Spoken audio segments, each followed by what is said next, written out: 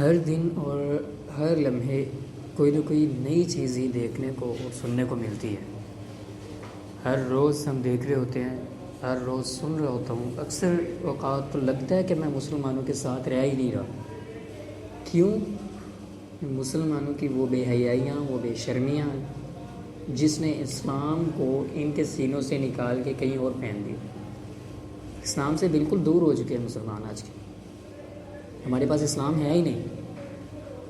ہمارے پاس ایک کتاب پڑھی ہوئی ہے جس سے زیادہ ہم نے قرآن سے زیادہ انگلش کو ترجیح دی ہوئی ہے۔ اور ویسے تو قوموں کی بات میں اکثر کرتا ہوتا ہوں، اور یہ اچھی بات ہے کہ کسی دوسری قوم سے جا کے سیکھ لینا، اور ہم سے لوگ سیکھتے تھے، اور ہم آج اتنے گر چکے ہیں کہ ہمیں سیکھنا پڑ رہا ہے۔ کن لوگوں سے؟ ان لوگوں سے جو کسی سسٹم کے تابع نہیں، جو کسی اللہ کے دیے ہوئے سسٹم کے تابع نہیں ہیں، جو مسلمان نہیں ہیں، جو عیسائی بھی نہیں ہیں، جو یہودی بھی نہیں ہیں۔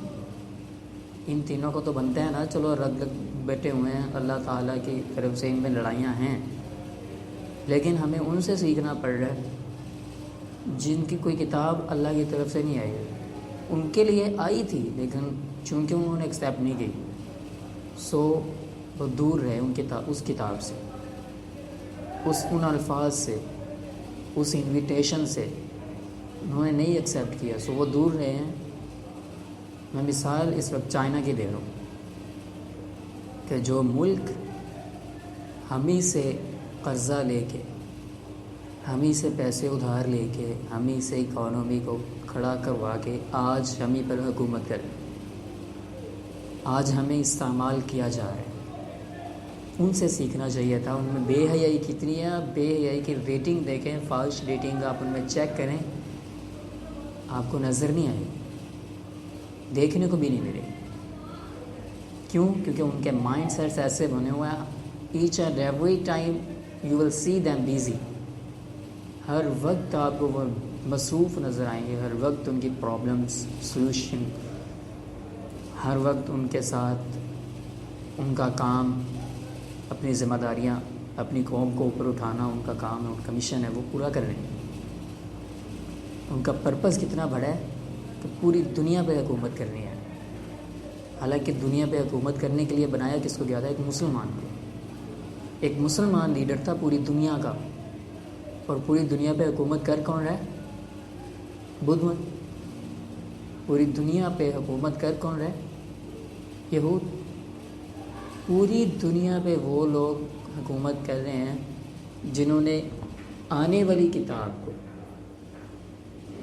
اللہ تعالیٰ فرماتے ہیں الذین آتیناہم الکتاب یعرفونہ کما یعرفون ابناءہم، ان لوگوں نے آنے والے حق کو ایسے پہچان لیا جیسے بچھڑے ہوئے بیٹے سے، بچھڑا ہوا تو میں لگا رہا ہوں نا، وہاں پہ صرف یہ ہے کہ جیسے اپنے بیٹے کو پہچان لیتے ہیں وہ لوگ، بچھڑے ہوئے کی میں مثال اس لیے دے رہا ہوں، ایک بہت بڑی مثال ہے۔ یعقوب علیہ السلام نے کتنی دیر بعد حضرت یوسف علیہ السلام سے ملے اور پہچان لیا کہ آپ میرا بیٹا ہے، اور وہ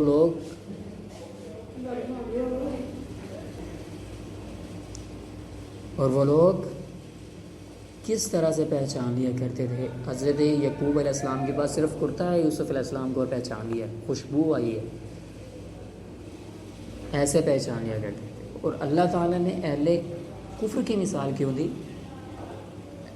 الٹیمیٹلی اللہ تعالیٰ نے تو جو مثال دی ہے وہ تو تمام انسانوں کی دی ہے کہ پہچانتے ہیں ہم، مطلب جب ایک بیٹا اپنے باپ سے بچھڑتا ہے یا ماں سے بچھڑتا ہے، کافی عرصہ دور رہنے کے بعد جب ملتے ہیں تو ان کو کوئی نشانی نہیں چاہیے ہوتی، ان کو کوئی سمبل نہیں چاہیے ہوتا اپنے بیٹے کو ریکگنائز کرنے کے لیے، اینالائز کرنے کے لیے ان کو کوئی سمبل کی ضرورت نہیں ہوتی، کسی قسم کی آئیڈینٹیفیکیشن کی ضرورت نہیں پڑتی، ماں دیکھتی پہچان لیتی ہے، وہ دل میں جو محبت ہوتی ہے نیچر چیخ مار کے بولتی ہے کہ ہاں ٹھیک ہے یہی طرح بیٹا ایکسیپٹ کیسے۔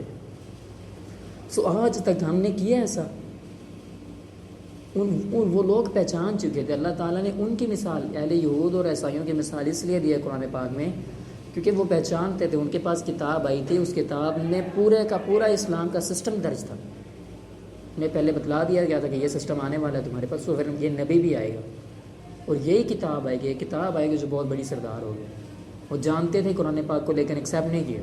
سو اللہ نے مثال دی. ہمارے پاس کیا ہے؟ ہمارے پاس وہ کتاب ہے، ہم ایکسیپٹ کر چکے ہیں. ہم ایکسیپٹ کر کے ان لوگوں نے جنہوں نے قرآن کو پہچاننے کے باوجود انکار کیا، ان کے ہم اس وقت نوکر بنے ہوئے، غلام بنے ہوئے. حالانکہ ہم لیڈر تھے، زمانے کے بادشاہ تھے، سلطان تھے، ہم سلطنت تھی، ہماری طاقت قوت ساری ہماری ہی تھی. لیکن ہمارے ساتھ ہوا کیا ہے؟ ہمیں سوچنے کی ضرورت ہے. ہمیں کس طرح نیچے گرایا جا چکا ہے.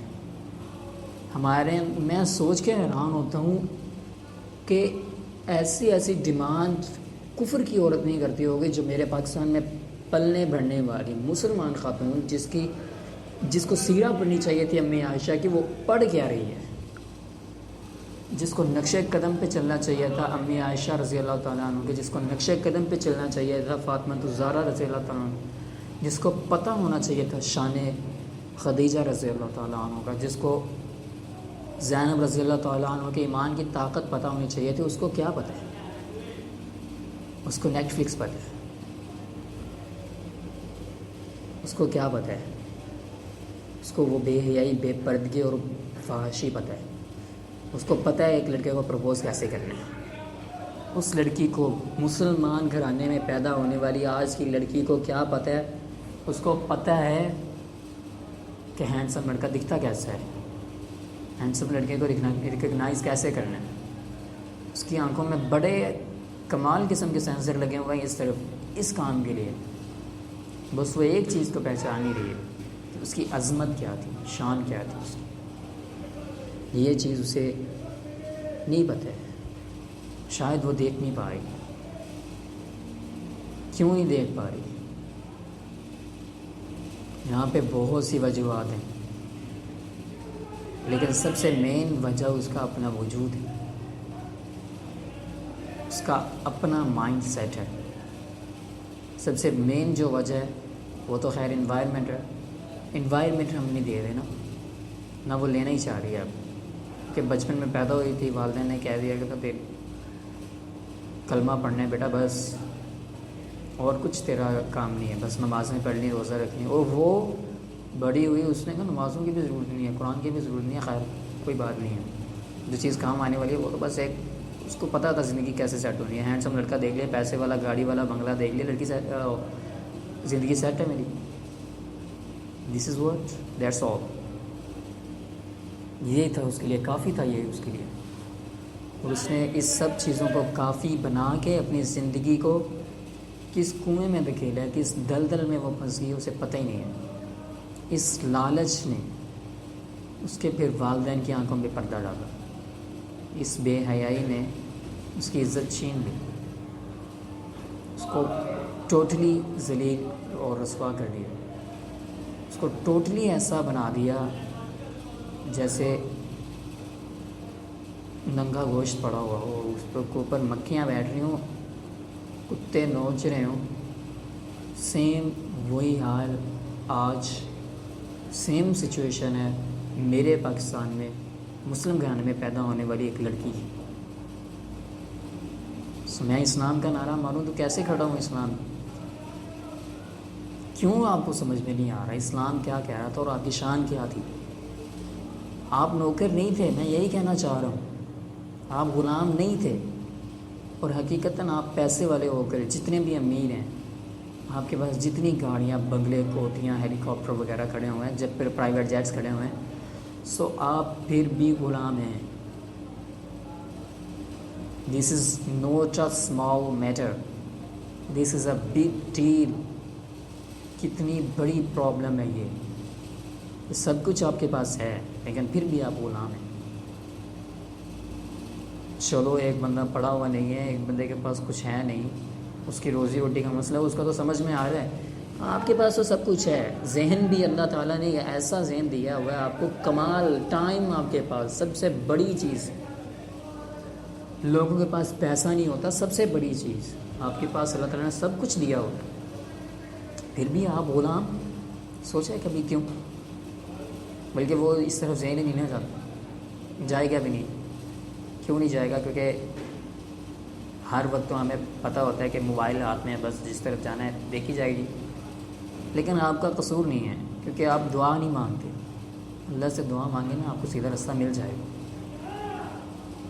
آج ہی دعا مانگنی شروع کر دیں، آج سے ہی آپ کے سارے کام سیدھے ہونے شروع ہو جائیں گے.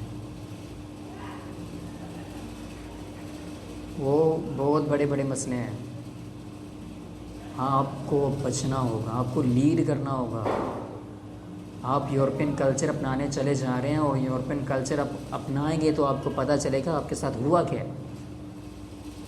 آپ کس گرم لوہے کو ہاتھ لگانے کے لیے جا رہے ہیں آپ کو پتہ ہی نہیں ہے. آپ اپنی زندگی کو کس آگ میں دھکیل رہے ہیں آپ کو نہیں پتہ، اندازہ ہی نہیں ہے آپ کو.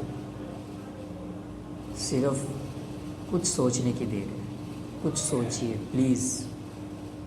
اپنے مائنڈ سیٹس کو اپنے کنٹرول میں کیجیے. اپنی زندگی کو اپنے ہینڈ اوور لیجیے. اپنے پرپسز بنائیے. اپنے ایمز کریٹ کیجیے. نہ کہ ساری زندگی آپ کی غلامی میں نکل جائے اور آپ جہنم کے دروازے پہ کھڑے ہوں. پتہ چلے جب فرشتہ آپ کو اٹھا کے لے جائے اور قبر میں جا کے پتہ چلے وہ زندگی کتنی برباد کر دی میں نے. 50 55 یا 60 سال کی زندگی ملی تھی، ایک سفر تھا، اور آپ کو حقیقت میں محسوس ہوگا کہ ایک سفر ہے. تب آپ کو سب پتہ چل جائے گا. جو آپ کی عیاشیاں آج ہیں نا، یہ جو بے حیائیاں، یہ صرف آپ ہی نہیں کر رہے نا. پرابلم یہ ہے صرف آپ کے اوپر ہوتی تو میں پتہ چلتا نا، برداشت کر لیتا. لیکن آپ کی وجہ سے کتنے اور لوگ گنہگار ہو رہے ہیں، اس کا بھی آپ کو اندازہ نہیں ہے. اور حقیقتاً بنانے والے آپ ہیں، غلط راستے پہ لگانے والے آپ ہیں. کیوں نہیں اٹھ رہے؟ کیوں یہ بے حیائیاں چھوڑ نہیں دیتے؟ اور لٹرلی ان کی بے حیائیاں، یورپین کلچر کی اگر بے حیائی بھی ہے نا، تو وہ بھی ان کو کچھ دے رہی ہے ان کے پرپز کے مطابق ہے. آپ کی تو بے حیائی بھی کسی کام کی نہیں ہے. آپ نے تو جو لباس اپنانا شروع کیا ہے، آپ نے تو جو اپنا جسم ننگا کرنا شروع کیا ہے، برہنہ ہونا شروع ہوئے ہیں آپ کے یہ کسی کام کا نہیں ہے. وہ کہاں پہ لے کے جا رہے ہیں آپ کو نہیں پتہ ہے. آپ برہنہ ہونا شروع ہو گئے ہیں. آپ اپنے آپ کو کہہ رہے ہیں کہ میں ویسٹرن کلچر میں جا رہی ہوں. تو مغرب کی آزادی آپ چاہ رہے ہیں. مغرب آزاد نہیں ہے نا. تمہاری عزتیں تو آج محفوظ نہیں ہیں.